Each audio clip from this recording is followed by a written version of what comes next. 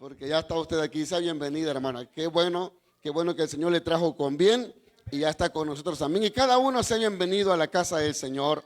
Este fin de semana tuvimos algunas actividades evangelísticas y agradecemos a Dios por lo que Él hizo en las vidas. Y ahora viene una jornada de trabajo muy intensa, de discipulado, de visitación, de consolidación en las personas que aceptaron a Cristo, pero también de orientación para aquellos que recibieron una sanidad, un milagro de Dios. Y la verdad es que vimos hechos portentosos y fue impresionante también allí en la Nueva Almaguer el día lunes que estuvimos. Le decía yo al hermano, nunca habíamos tenido una asistencia como la que tuvimos en alguna actividad evangelística, como la que tuvimos este lunes pasado. Nunca habíamos tenido una respuesta al evangelio tan impactante como lo tuvimos ahí. Y así es que oraremos por cada uno de los líderes de las obras para que Dios les renueve fuerza, les dé una visión clara, pero también les dé sabiduría para guiar a esas almas que aceptaron al Señor en su corazón el día lunes, el día sábado, el día viernes también. Y este próximo sábado estaremos en la colonia Valle del Roble, que es la primera colonia en Cadereyta, cruzando Juárez. Enseguida, después de la colonia San Antonio en Juárez, está la colonia Valle del Roble en Cadereyta. Y estaremos en la calle donde está la casa de la hermana Isabel y Melanie. Ahí en la parte de afuera estaremos en la calle, estaremos trabajando el evangelismo también, pero también a la misma hora, a las 6 de la tarde, los jóvenes aquí inician su congreso de jóvenes. Así es que aunque vamos a extrañar a los jóvenes que van a estar aquí en el congreso, allá en el evangelismo, pero quiero invitar a todos los demás para que nos acompañen el próximo sábado a las 6 de la tarde. Muy bien, que estemos allá. Y bueno, vamos a pedir a los niños que salgan a su lugar de enseñanza. Pueden salir, están desesperados ya, ¿verdad?, por salir para su lugar de enseñanza. Que Dios traiga palabra para sus vidas también. Y bueno, durante estas semanas, particularmente 23 semanas y un poquito más quizás, hemos estado hablando acerca de un tema que miren, quiero ser muy honesto con ustedes los que están acá y con los que están también por supuesto en casa tomando estas enseñanzas. Y es que para algunos estas enseñanzas pareciera ser un poquito como que dan en algún lugar del corazón que nos incomoda. A algunos más les parece incómodo también porque son cosas que piensan que no son valiosas para su vida porque no están pasando por esta problemática. Pero hoy vivimos una tasa de divorcios, de fracturas familiares y vivimos también una tasa de adulterio impresionante en nuestra sociedad, y esto ha tocado también nuestras propias congregaciones. Tenemos también en nuestras congregaciones familias fracturadas por el pecado y que necesitamos abordar estos temas que hemos llamado desde hace 24 semanas. Hemos hablado acerca del quebrantamiento de la sexualidad. Sexualidad quebrantada es el tema de toda esta serie que hoy vamos a terminar y a tratar de terminar el día de hoy, estas 24 clases que hemos tenido. Y vamos a empezar ahora una serie diferente que se los prometí desde el año pasado, casi estamos a mediados de año, ¿verdad? Pero vamos a empezar a trabajar sobre cómo estudiar la Biblia. ¿Sí? Y vamos a ir no solamente en una manera académica, porque no estamos aquí en un instituto bíblico necesariamente, pero sí en una manera de formación bíblica para cada uno de nosotros. Cómo acercarnos a la Biblia, cómo estudiar la Biblia, cuáles son los métodos para estudiar la Biblia, cuál es el lenguaje que tenemos que descubrir en la Biblia, cuáles son los diferentes estilos literarios que hay en la Biblia. Vamos a estar abordando todas estas enseñanzas. ¿Durante cuánto tiempo? Yo espero que lo que resta del año, porque si algo tenemos que hacer es estudiar la palabra, pero estudiarlo también de la manera más apropiada posible. Pero en referencia a este tema que hemos tratado nosotros, y repito, vamos a terminar el día de hoy, voy a tratar más adelante, no en miércoles, sino en domingo, algunos temas también que son muy importantes que tienen que ver con el abuso sexual. Así que no son temas, aunque deberían estar aquí, sí, pero son temas que a mí me encantaría que lo abordáramos con la iglesia en general y que todos tuviéramos una enseñanza clara sobre lo que es el abuso sexual. Sí, así es que vamos a abordarlo también en su momento los días domingos. Pero bueno, hoy quiero culminar, hemos hablado sobre el adulterio en esta última etapa. En las semanas anteriores no pudimos tener porque tuvimos actividades los días miércoles, pero en la última clase, que fue la clase 22, abordamos el tema de cómo poder enfrentar este doloroso problema que es el matrimonio. Hablamos desde la perspectiva de la persona que fue infiel, pero también un poquito abordamos de la persona que ha sido fiel y a la cual se le ofendió con la infidelidad. Hoy vamos a seguir abordando y yo he titulado a esta clase, esta enseñanza, cuando la confianza se ha quebrantado. Por supuesto, hay mucho más que enseñar sobre este tema, pero este tema tiene que ver ya con aquellos que trabajan para poder ayudar a otros en la consejería, en la restauración del adulterio. Entonces no quiero meterme en eso todavía en este momento. Solamente en algún momento vamos a capacitar a las personas en esta iglesia que tienen un llamado, una vocación y vamos a prepararlas para que aborden lo que es la consejería cristiana, la consejería bíblica, y hablaremos de esos temas. Pero quiero ir al Salmo 147 en un solo versículo que nos muestra a nosotros el poder de Dios en la restauración de las personas y el deseo de Dios, por supuesto, de lo que Él quiere hacer y lo que Él puede hacer también en el corazón de aquellos que han sufrido un quebranto por el pecado. Salmos 147, versículo número 3, y voy a leerlo solamente este versículo, este único versículo que claro, no es el versículo que enmarca este tema, pero quiero partir desde acá. Y dice la palabra del Señor, Salmo 147:3, Él sana a los quebrantados de corazón y venda sus heridas. Léanlo conmigo, por favor. Él sana a los quebrantados de corazón y venda sus heridas. Así es que si usted es una persona en la cual hay un quebranto en su corazón, hay una herida en su corazón, hay un dolor en su corazón, el deseo de Dios es sanar esa herida. Pero también dice la palabra vendar esas heridas para que usted tenga sanidad. Y solo en Cristo podemos tener sanidad a esas heridas del alma, a esas heridas profundas que el pecado personal nos ocasionó, el pecado de otros también ocasionó en nuestro corazón. Y cuando hablamos de la experiencia del adulterio, por supuesto que hablamos en la clase pasada de la experiencia propia de quien ha cometido el adulterio, y cuando la persona es confrontada porque es descubierta en el pecado, esa persona que adulteró, esa persona que falló en la relación matrimonial, en la familia, esa persona se siente un poco libre y en paz. ¿Sí? ¿Por qué? Porque todo el estrés, toda la culpa, todo lo que estaba llevando consigo, esa persona es confrontada y ahora como que hay un peso que se cayó de ella. Por supuesto, siempre y cuando esta persona esté deseando arrepentirse y esté confesando su pecado. Y sin embargo, la experiencia del cónyuge a la cual le fueron infiel, y quiero generalizar en este momento porque por ahí pueden pensar, bueno, hay mujeres que también son infieles, porque solamente se mete con los hombres. Y quiero generalizar porque en el común de los casos, en la mayoría de los casos, la experiencia de la persona que es infiel ocurre más en el varón.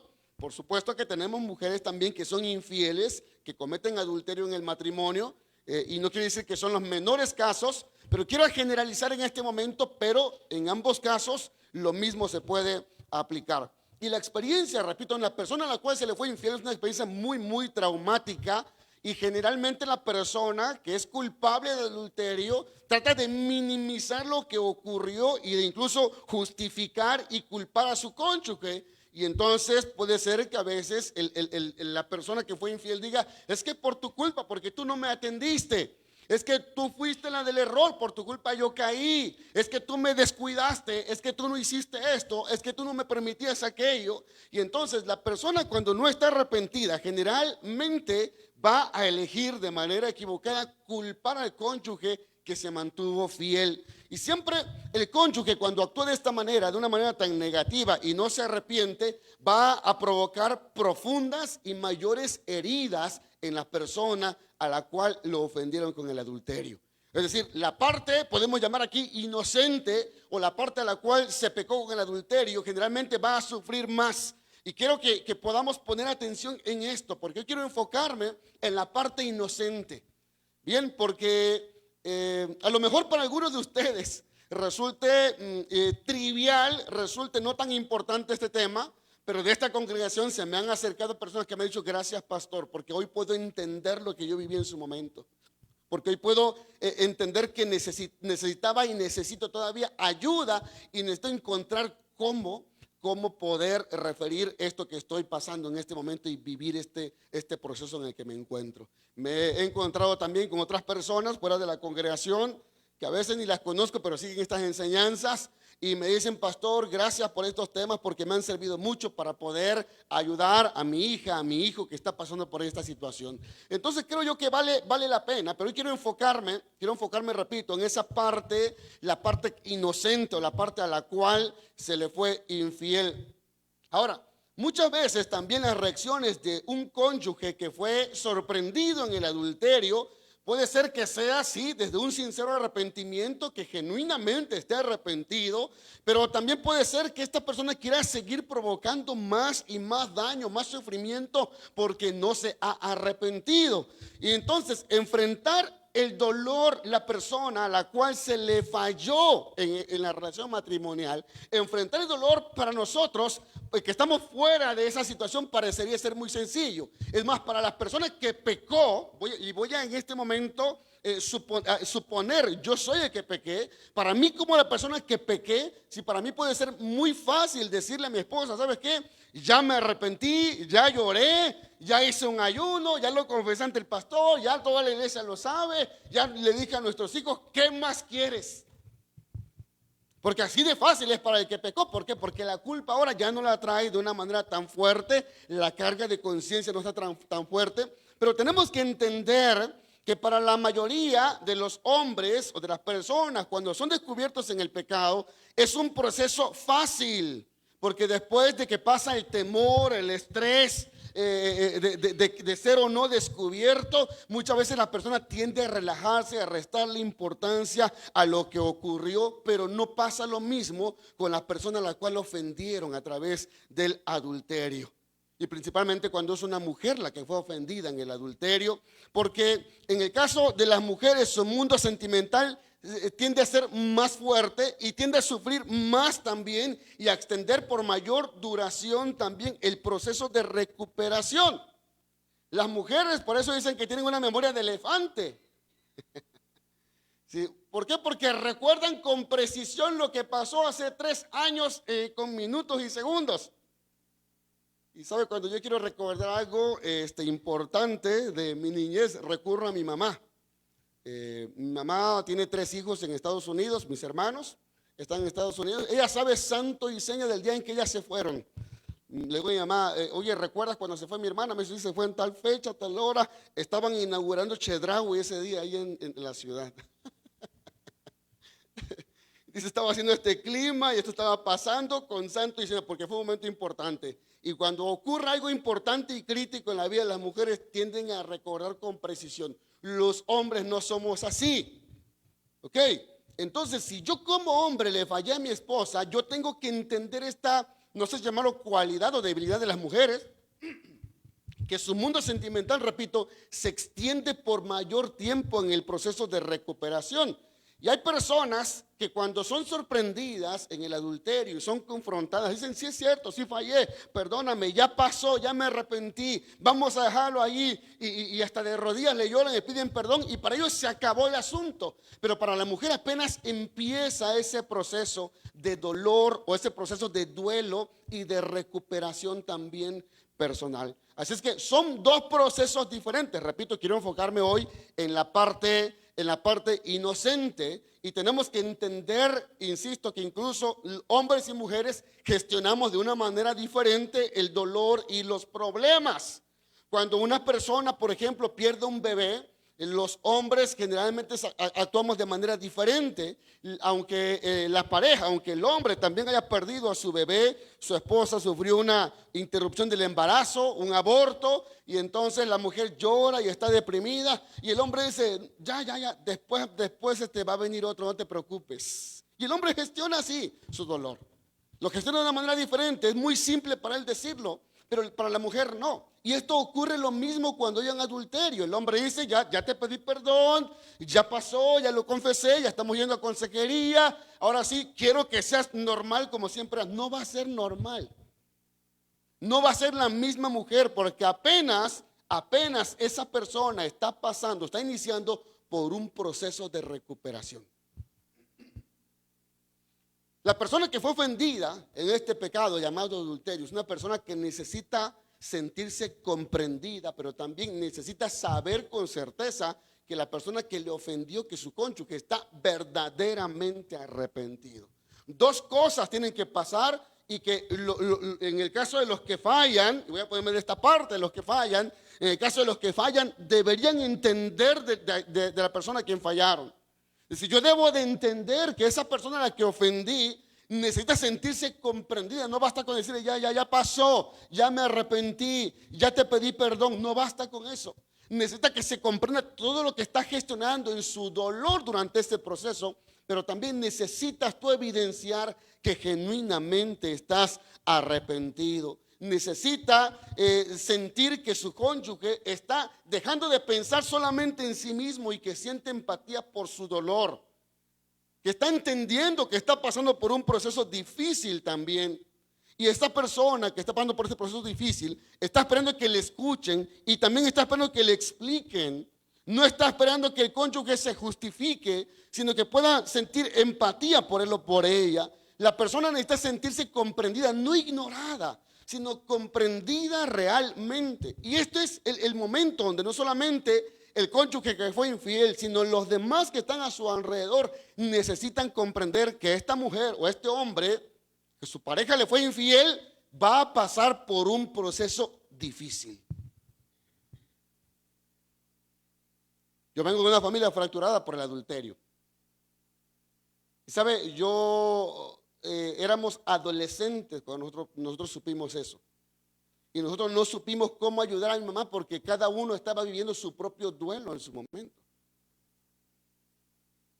Pero cuando yo volteo atrás y miro lo que esta mujer hizo sin saber, sin tener educación bíblica ni formal, sin ser psicóloga, sin tener conocimientos psicológicos, sin ir a terapia, sin ir a consejería pastoral, pero esta mujer hizo dos cosas, mi mamá, dos cosas que son a las que quiero concluir en su momento. Número uno es empezar a pensar en sí misma.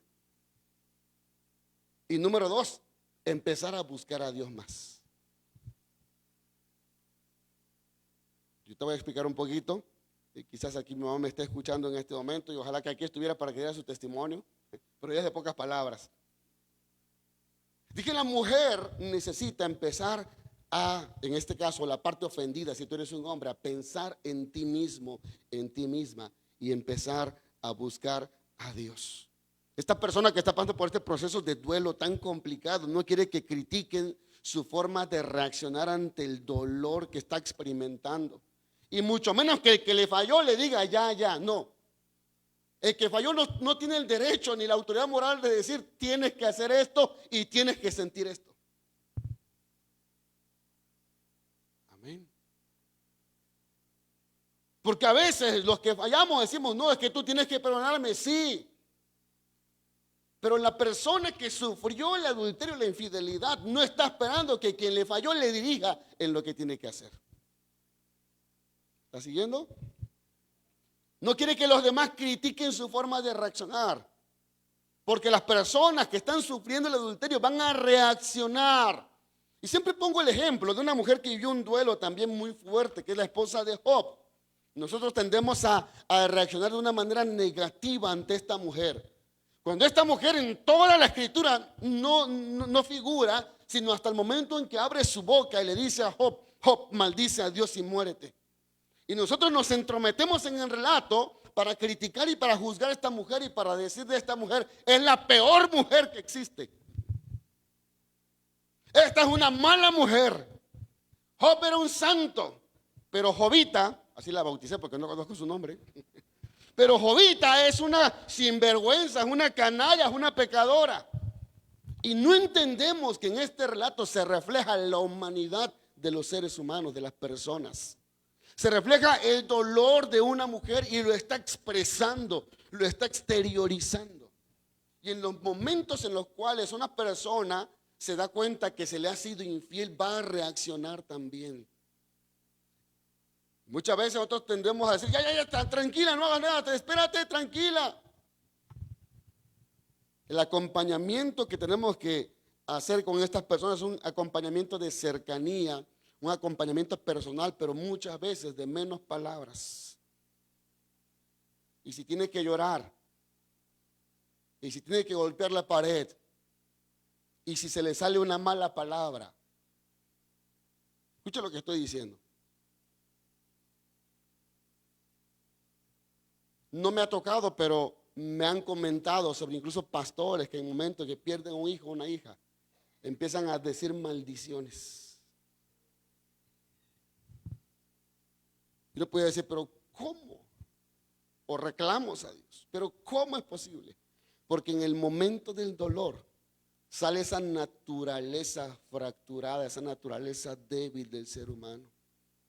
No estoy diciendo que empieces a decir groserías, pero estoy diciendo que las reacciones van a ser variadas en las personas. Que algunos van a llorar, que algunos van a gritar, que algunos van a aventar cosas, pero mientras no hagan daño a otros, no se hagan daño a sí mismos, tenemos que estar allí para acompañarles. ¿Me va siguiendo? Por favor, si hay alguna pregunta, alguna duda, no se quede con la pregunta. Porque después dicen, es que dicen que usted dijo. Y es que usted dijo, pero a veces entienden lo que quieren entender. Bien, Alma, por favor, dime la pregunta, aquí mientras lo voy a hablar de manera audible. Ok, bueno, ahorita vamos a ver esas reacciones. Alma pregunta si está mal o está bien reaccionar. Ustedes tienen que saber que dentro del proceso del duelo se viven 5 etapas. La primera etapa es la etapa de negación. Vamos a suponer, en el momento en que se descubre la infidelidad, la persona dice que no puede ser, no puede, es mentira, y te tienen las evidencias, no, es que no es él, no es ella, es otra persona, no. La negación. Número 2, la ira. Y te enojas, te sientes culpable, te enojas contigo mismo, te enojas con los demás, estás reaccionando con esa ira. Número 3 es la etapa de negociación. Y empiezas, es que si, no, es que si yo le ruego, él se va a quedar, no se va a ir con la otra. Okay. La cuarta etapa, la etapa de depresión, empiezas como que a caerte al 20, empiezas a darte cuenta que ya tu matrimonio, tu relación se fracturó. Empiezas a sufrir, hay una tristeza profunda. Y la quinta etapa, la etapa de aceptación, donde sabes que hay algo que hacer de manera positiva en todo eso. Entonces, en cada una de estas etapas hay una reacción. ¿Sí? No es que esté mal o esté bien. Ahorita vamos a ver cómo canalizar, en este caso, sobre todo, la ira. Bien, ahorita vamos a verlo. ¿Ok? Ahora, depende mucho, obviamente, de la madurez de cada persona, la reacción que tenga. Uno puede pensar que una persona es muy madura, pero cuando está en crisis es cuando se ve su madurez. Ok, yo puedo decir, yo soy muy maduro, si a mí me pasa esto, yo no voy a sentir nada, pero cuando estoy en esa situación, ahí se nota qué tan maduro yo soy. Israel fue exprimido casi por Dios en el desierto, y Dios le dijo, voy a sacar para que te des cuenta cómo está tu corazón. Te voy a traer estos 40 años en el desierto. Porque en los momentos críticos sale la verdadera realidad de quiénes somos y cómo estamos también nosotros. Entonces, no es que esté mal, esté bien. Nos estamos dando cuenta quién es Alma en realidad. ¿Ok? Ahí no hay máscaras. ¿Han visto ustedes a personas en el hospital cuando llegan a urgencias? ¿Y cómo llegan ahí desesperados? ¿Cómo llegan allí frustrados? ¿Cómo llegan ahí tristes? ¿Cómo llegan ahí sufriendo? Y muchas veces durante ese proceso se da cuenta uno cómo es la persona. Espero que me esté explicando.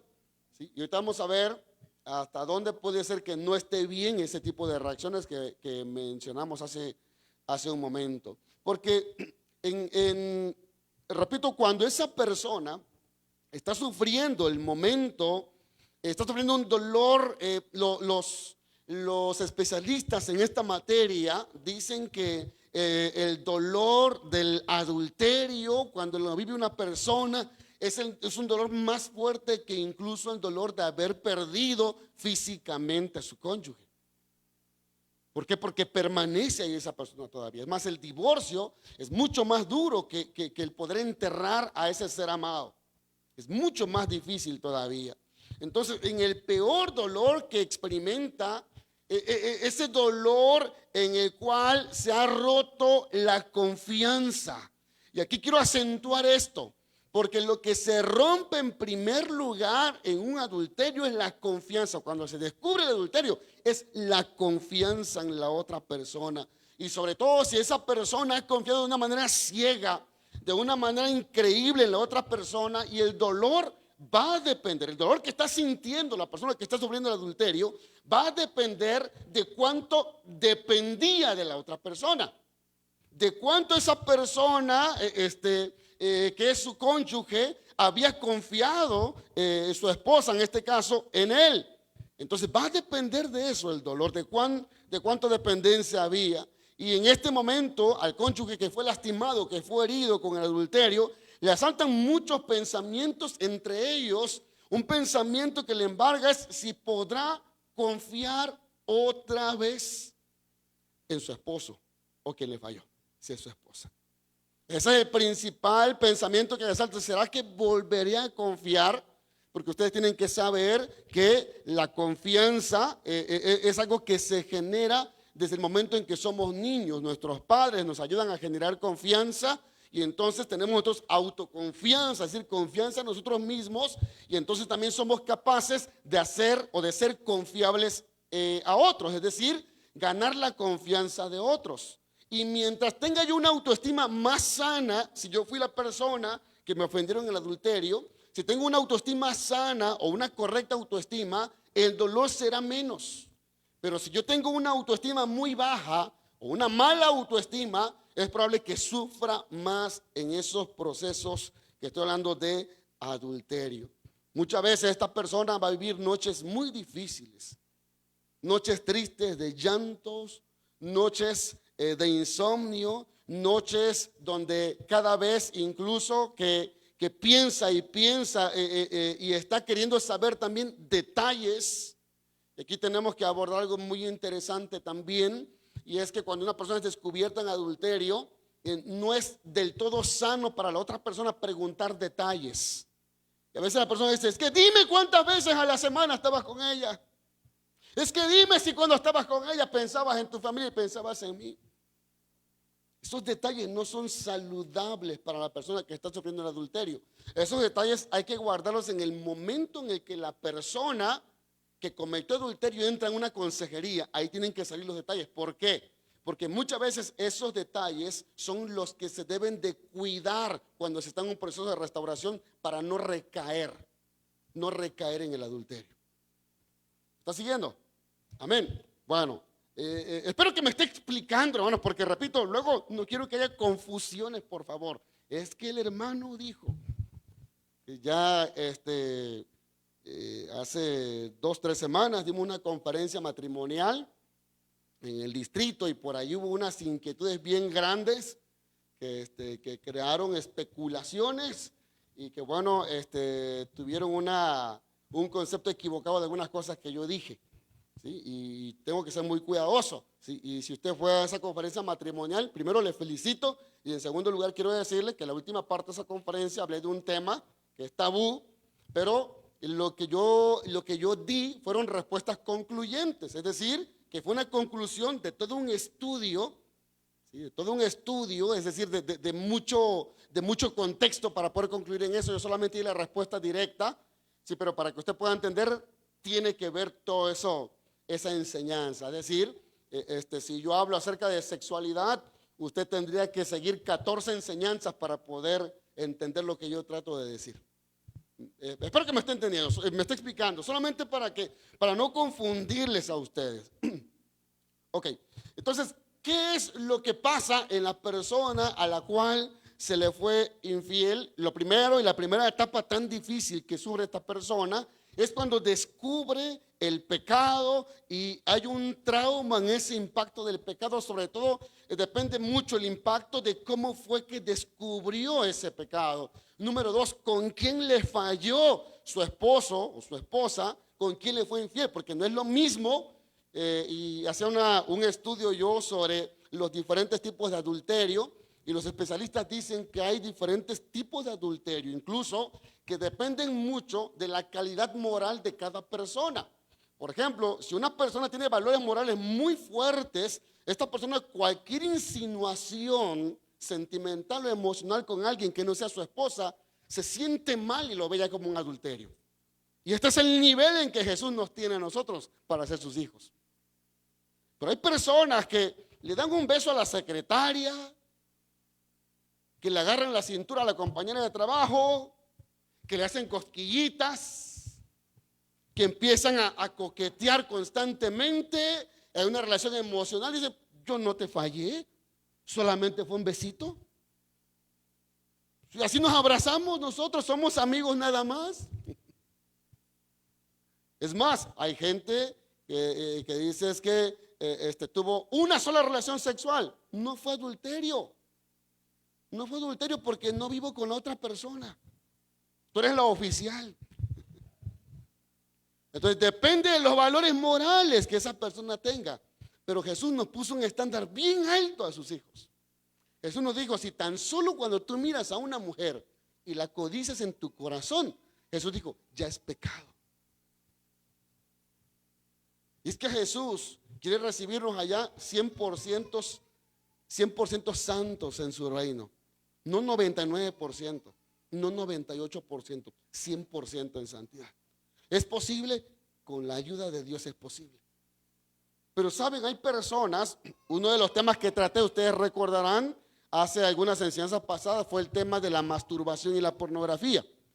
Y hay personas que se insensibilizan, bueno, pierden la sensibilidad con estos pecados.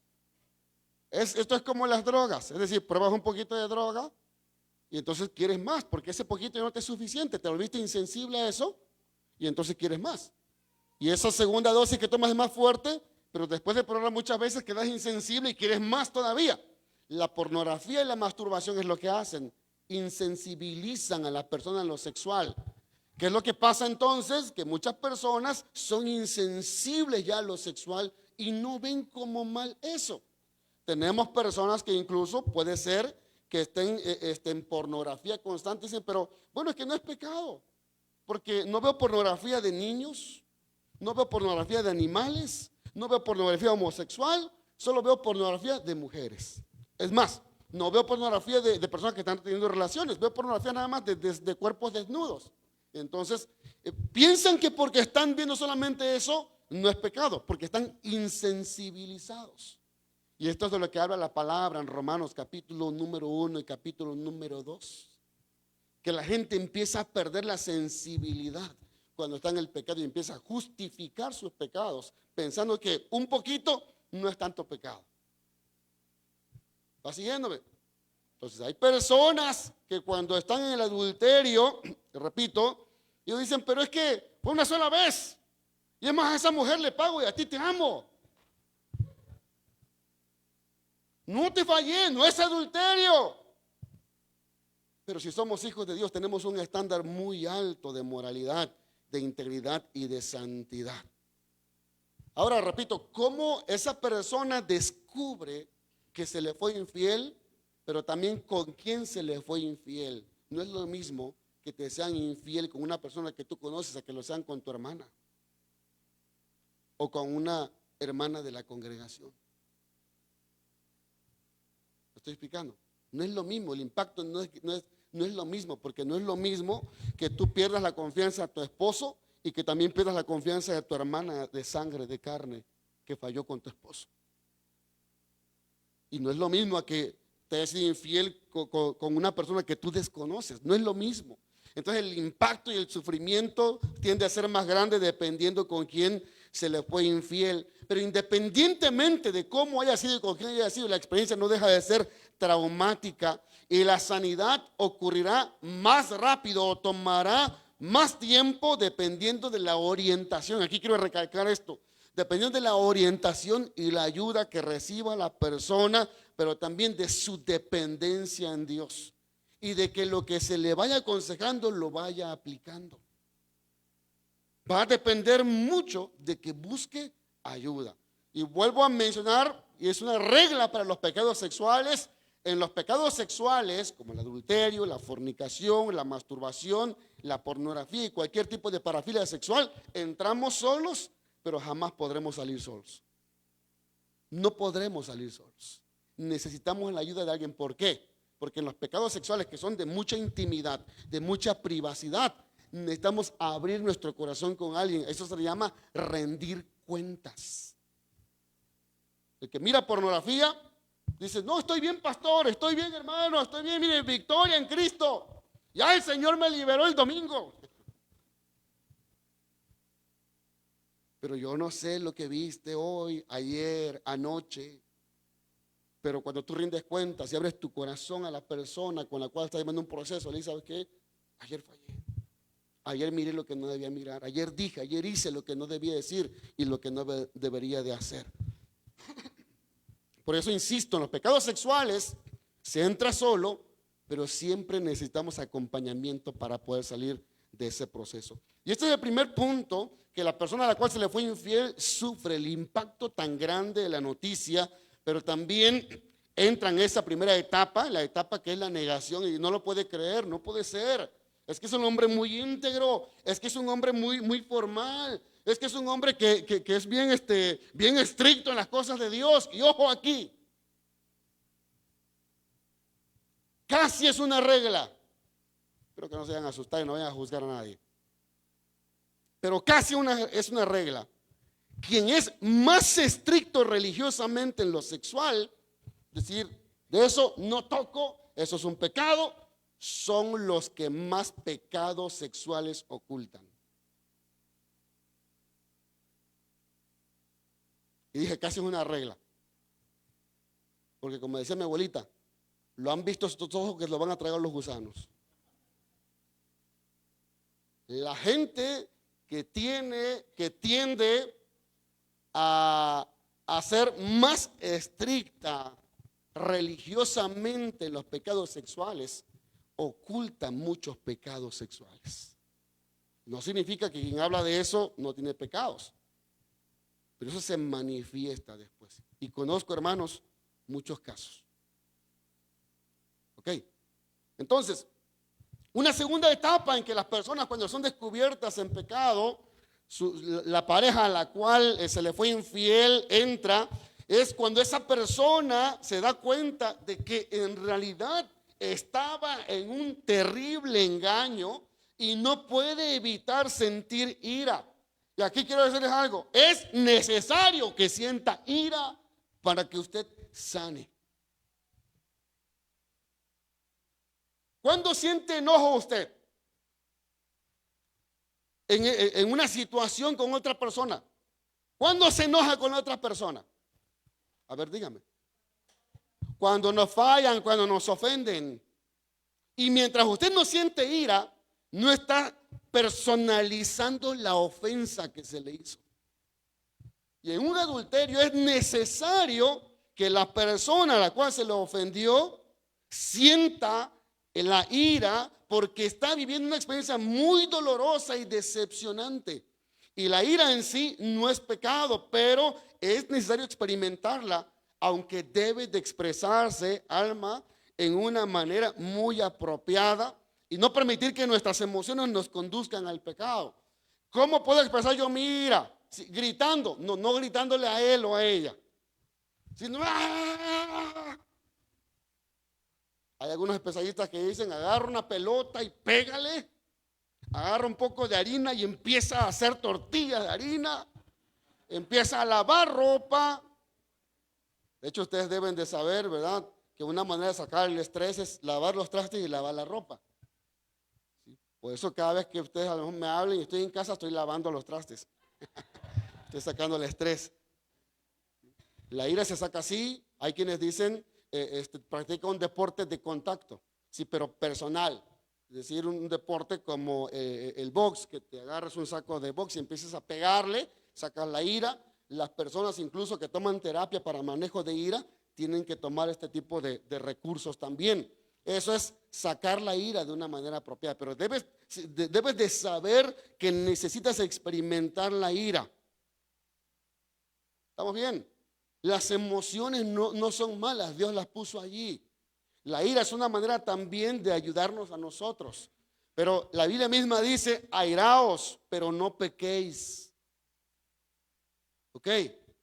Airaos, pero no pequéis. Entonces, repito e insisto, usted si fue ofendido en el pecado, tiene que experimentar la ira sin albergar resentimiento en su corazón. Y el problema es que cuando esa ira, esa tristeza no se trata apropiadamente porque no hay la ayuda de alguien que nos oriente, entonces provoca una fuerte angustia y en ese caso muchas veces se tiende incluso a guardar ese enojo y las personas que no saben expresar su ira adecuadamente guardan ese enojo y guardan ese enojo hasta que caen en la amargura.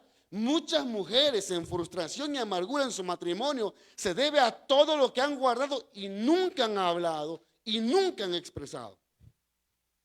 Y el problema es que cuando esas mujeres les llega el límite, porque va a llegar un momento, ¿y sabe cuándo es eso? Cuando los dos están viejitos. Y cuando se enferma ese hombre que la trató mal, allí se desquita esa mujer. Yo las conozco, no a ustedes, a otras. Yo he visto que hijos adultos se quejan. Es que sabe, pastor, mi papá ya está rosado porque mi mamá no le cambió el pañal en todo el día. ¿Y por qué no le cambió el pañal? Porque dice que no se lo merece por toda la vida que le dio. Así como me trataste, así quiero que estés. Por toda la ira contenida en el corazón de esa mujer. Yo he escuchado a mujeres que cuando ese hombre muere, dicen, por fin soy libre. Al fin soy feliz. Por todo ese dolor, esa ira que nunca expresó, que nunca sacó. Y es que el lenguaje de la ira, hermanos, aunque no es placentero, aunque no siempre es placentero, pero es necesario. Y debemos de entender que la persona que ha sufrido la decepción de su relación a causa del pecado de adulterio y que se le fue infiel, esa persona está confundida. Y si no busca la orientación adecuada, esa mujer o ese hombre también van a tomar decisiones equivocadas. Pero para poder recuperarse, debe expresar su ira de una manera tan apropiada y debe hacerlo también con intensidad, pero sin cometer pecado. Pero a nosotros no se nos ha sabido enseñar cuando somos niños, cuando se enoja, dice, no, cállate, no, tranquilo. No, no tienes que sentir y no te tienes que enojar. Y no nos enseñan a manejar la ira a nosotros. No nos enseñan a manejar la frustración.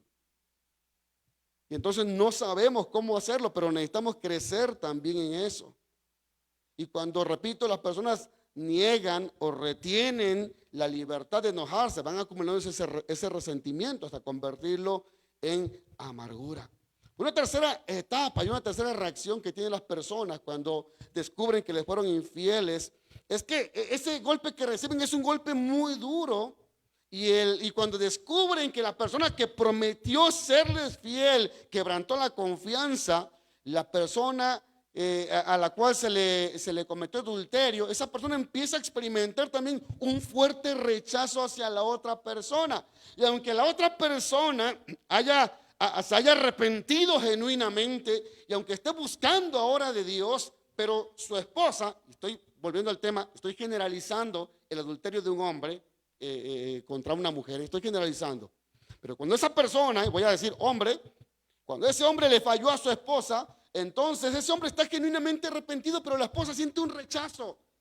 Los que fallaron, la persona que falló tiene que entender eso es algo normal que está pasando en esa mujer. Sentir rechazo es algo normal porque mientras más va viviendo la experiencia de adulterio, empieza a rechazar a aquellos que estuvieron involucrados.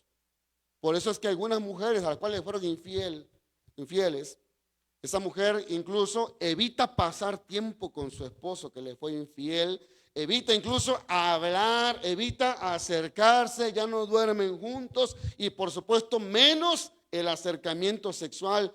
Y poco a poco empieza a molestarle todo de él, incluso su mirada. ¿Por qué me miras? ¿Qué me ves? y entonces el otro empieza a cargar con una culpa muy, muy grande, que es necesario que el otro sienta. Por cierto, mientras el otro no sienta culpa, no va a haber arrepentimiento, sino solamente remordimiento. Hasta que una persona no sabe que ha fallado, que ha pecado al Señor, esa persona no va a sentir culpa y entonces no va a poder experimentar el arrepentimiento ni va a experimentar la transformación de parte del Señor también. Hay mujeres que incluso dicen algunos especialistas que solo escuchar la voz de su esposo ya le pone de malas porque le recuerda muchas cosas que le falló. El olerlo, no puede soportarlo, olerlo. Son cosas curiosas que pasan cuando se quebranta el pacto matrimonial. Y generalmente el cónyuge que falló interpreta esa reacción como que está rechazándole a él.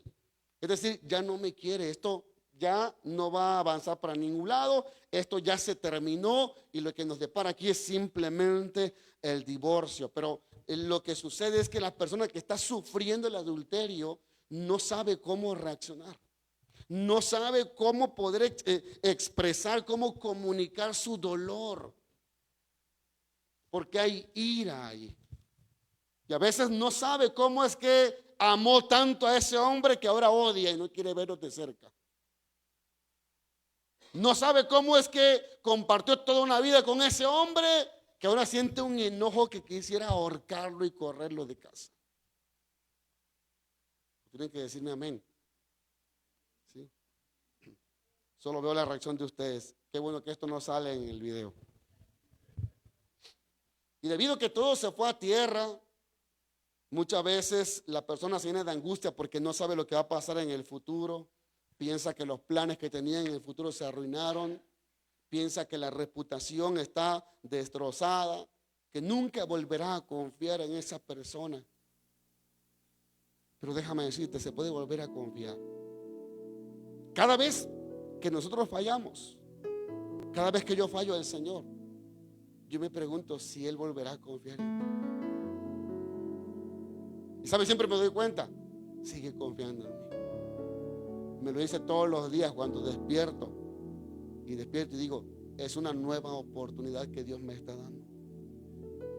Una nueva muestra de su misericordia, de su confianza para mi vida. Pero esa mujer va a estar en esa situación, en ese proceso, una sensación de permanente tristeza, incluso que le va a agobiar y a tomar decisiones. Incluso, este es un periodo muy difícil si esta persona no recibe ayuda, porque ahora sucede algo que muchas veces pasa inadvertido en esa relación que se está fracturando por el pecado. Y es que ahora, decía yo, la persona que más sufre, obviamente más de los hijos, pero la que más sufre un adulterio es la persona a la cual se le fue infiel.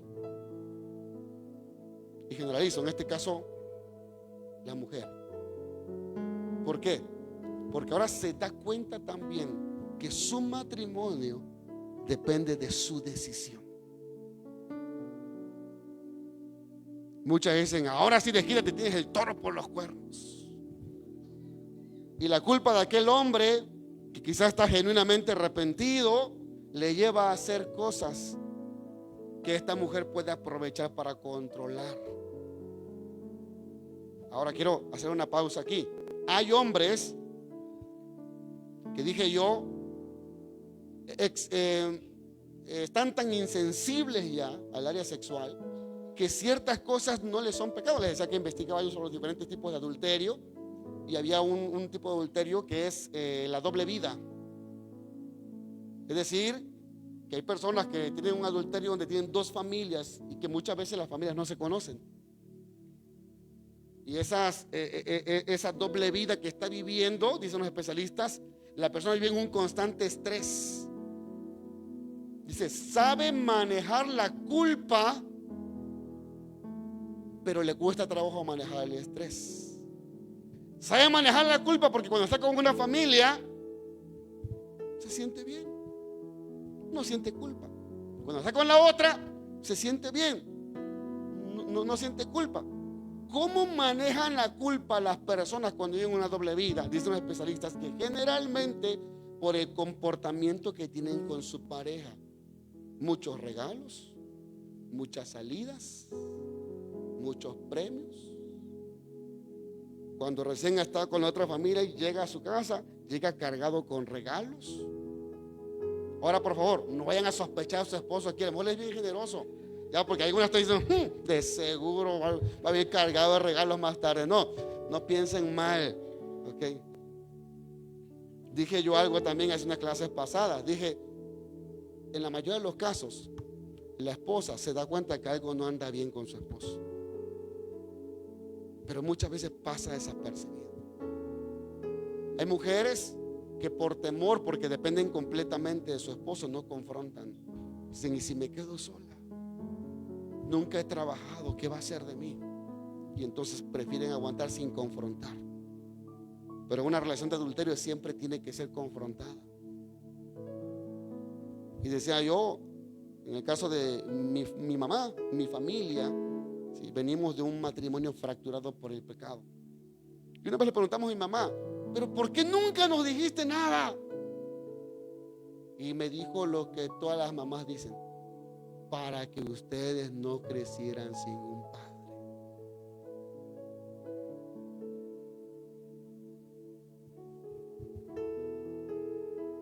Aguantó desprecios, aguantó humillaciones, aguantó no uno, muchos adulterios. Y no estoy abogando aquí por el divorcio, sino por la confrontación.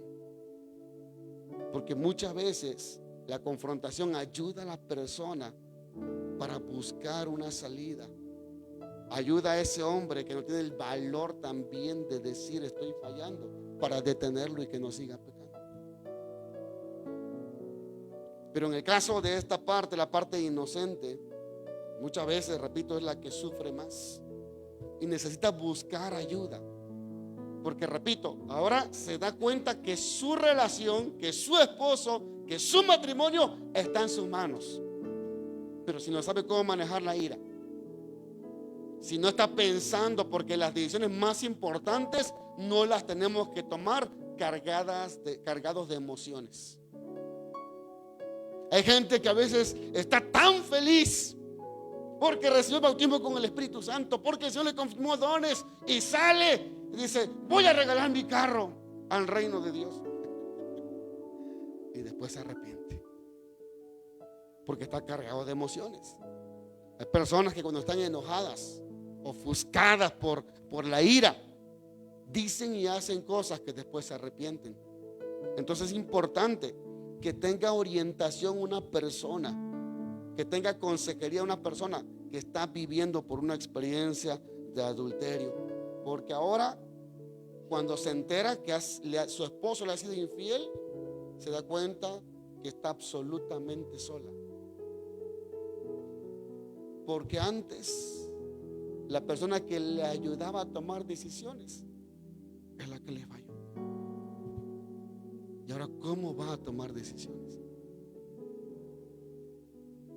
Mamá, cuando platicamos sobre estos temas, le decía yo a ella, ¿cómo le hiciste? Yo veo a mi mamá acá, cuando ha venido una mujer muy noble, muy tranquila, y tiene un gran corazón, mamá. Y le digo, ¿cómo le hiciste, mamá? Me dice dos cosas. Una, me di cuenta que tenía que armarme de valor, y me di cuenta que tenía que hacer algo por mí misma. ¿Saben qué es eso? Mi mamá, sin saber de psicología, tomó terapia. Y tomó terapia yendo a una clase de corte y confección. Dice, tenía que distraerme. Ella estaba con los hilos y las agujas y las tijeras. No sé qué pensaba en ese momento en su cabeza, ¿verdad? Me imagino que pensaba en aquel hombre que le falló y cortaba, ¿verdad?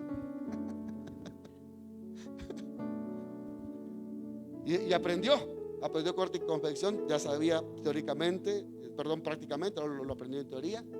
La segunda cosa, empezó a buscar de Dios, empezó a servir a Dios. Y usted la ve una mujer tan entera en este momento, pero creo que eso es algo que ella tiene que contar, porque es algo de su corazón. Muchas veces la confrontación es algo que va a ser inevitable, y aunque el cónyuge fiel no lo ha buscado, sin embargo, ahora el poder le ha sido transferido a ella, a esa persona que fue fiel, y recuerda que ahora su familia, su vida, su matrimonio está en sus manos, y tiene que aprender a tomar decisiones muy, muy sabias, más cuando todos están dando una opinión de lo que debería de hacer. Los familiares, los amigos, en este caso los hermanos de la iglesia, todos tienen una opinión, pero necesita, en este caso, la ayuda de alguien neutral. En este caso es importante la consejería. Los pastores, sus pastores, estamos para eso en este lugar. Yo he platicado con mi esposa, necesitamos formar un equipo de consejería en esta iglesia, de consejería profesional, bíblica, capacitada, con herramientas también que son necesarias. Necesitamos. Así que usted dice, pastor, yo quisiera estar en ese equipo de consejería. Bueno, ese equipo de consejería va a tener muchos filtros, porque usted va a recibir allí información de la vida de las personas tan delicada que lo primero que tiene que hacer es guardar discreción. Ahora, la tarea del cónyuge a cual se le ofendió, el deber es perdonar al que le ofendió, pero también asegurarse que el otro no lo está manipulando, no lo está engañando. Tiene que aprender a proteger también sus emociones, y esa no es una tarea fácil. Ahora tiene que aprender a pensar en sí mismo. Jesús dijo que tenemos que amar a los demás como a nosotros mismos, que tiene que haber un sentido de dignificación de nuestra persona.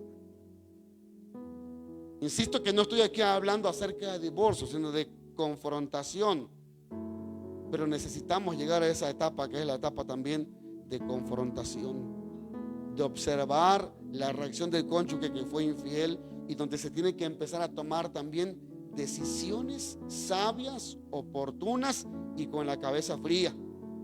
Y es aquí donde todos los que hemos vivido por un proceso de adulterio necesitamos ayuda. Amén.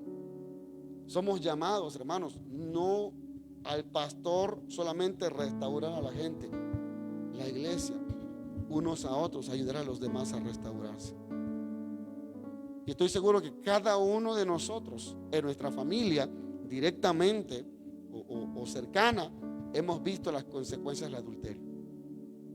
Yo quiero llorar por esas familias. Quiero llorar por esos matrimonios que el adulterio, que el pecado ha fracturado. En algunos casos ha destruido, pero en otros casos hay una esperanza, porque el Señor puede hacer todo cuando abrimos nuestro corazón a Él. En el caso de mi mamá, su matrimonio no fue restaurado. Yo me atreví a preguntarle un día, mamá, ¿y si mi papá llegara otra vez? Le decía yo, ¿lo volverías a recibir aquí en la casa? Sí, como amigo.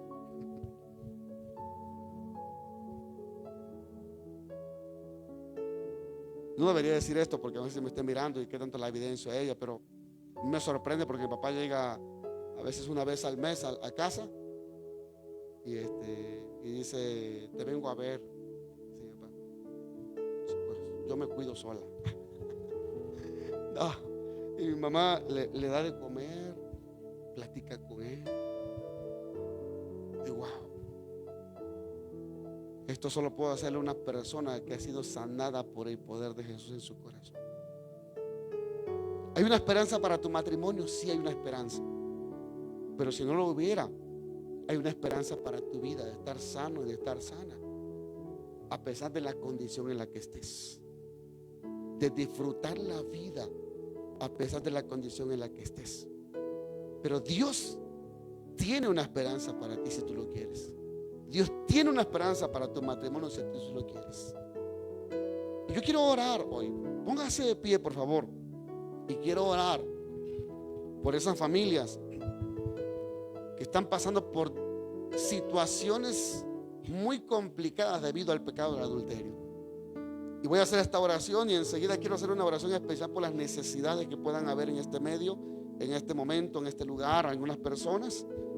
Pero quiero orar por eso, hoy orar por esos matrimonios. Padre, en el nombre de Jesús, nos acercamos al trono de la gracia segura, que es el trono de Jesucristo. Nos acercamos ante ti, Señor, donde encontramos esperanza, donde lo que leímos hoy en el Salmo 147:3, tú eres, Señor, el que sana a los quebrantados de corazón, el que venda sus heridas.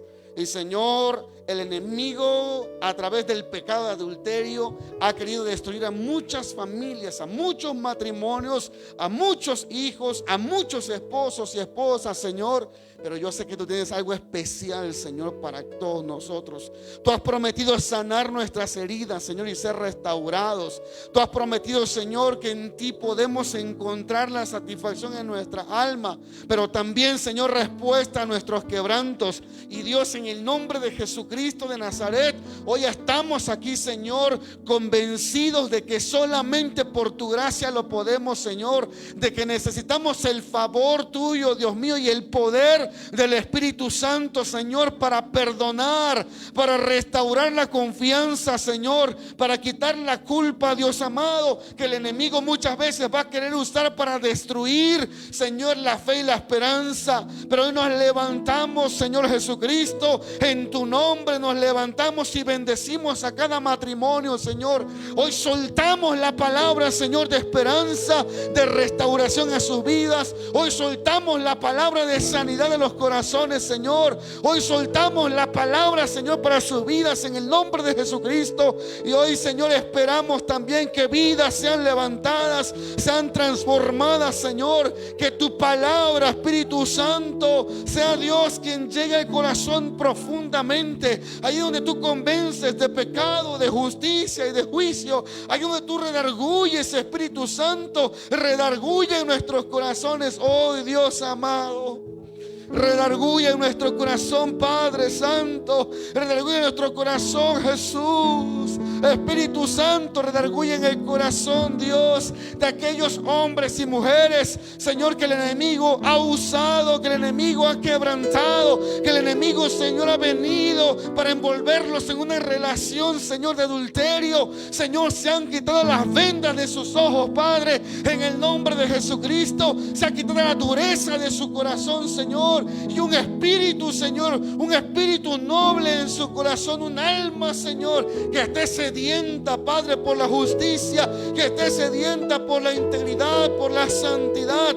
por la fidelidad. Señor, embargue su vida en este momento, en el nombre de Jesús. Señor, declaramos matrimonios restaurados, matrimonios restaurados. Vamos, ora a Dios, dile: restaura mi matrimonio. Dile al Señor: restaura a mi esposa, restaura a mi esposo, sana nuestros corazones. Vamos, dile a Dios, dile al Señor: yo sé que tú puedes hacerlo, Señor.